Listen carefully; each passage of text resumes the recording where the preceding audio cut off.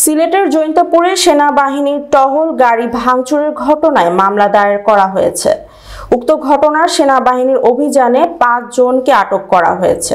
জৈন্তাপুর উপজেলার প্রতিনিধি সাইফুল ইসলাম বাবুর পাঠানো তথ্য ও ভিডিও চিত্রে। গত ২৬শে মার্চ রাতে হরিপুর বাজারে অবৈধভাবে ভারত থেকে আনা মহিষ জব্দ শেষে সেনাবাহিনীর টহল গাড়ি ফেরার পথে গাড়িতে চোরাচ কারবারিদের ঢিল ছুঁড়ে ভাঙচুরের ঘটনা ঘটে। আটককৃতরা হলেন ফরিদপুর শিকারখা গ্রামের আবুল হাসনাতের পুত্র মোহাম্মদ হাবিবুর রহমান, চান্দঘাট এলাকার জহিরুদ্দিনের পুত্র মোহাম্মদ আলী, হেমু হাউতপাড়া গ্রামের ইদ্রিস আলীর পুত্র কুতুবউদ্দিন, হরিপুর এলাকার ইব্রাহিম আলীর পুত্র ইলিয়াস আলী, লামা শ্যামপুর গ্রামের সোবানের পুত্র সোহেল আহমেদ।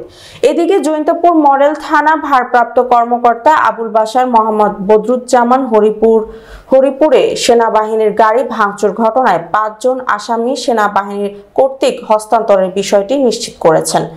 তিনি আরো বলেন, উক্ত ঘটনায় ৭০ জনকে নামীয় আসামি এবং ১০০ থেকে ১৫০ জনকে অজ্ঞাতনামীয় আসামি করে জৈন্তাপুর মডেল থানায় মামলা দায়ের করা হয়েছে। মামলা নং ২১। তিনি জানান, আটককৃত ৫ জনকে শনিবার দুপুরে সেনাবাহিনী ও পুলিশের পাহারায় আদালতে সোপর্দ করা হয়েছে।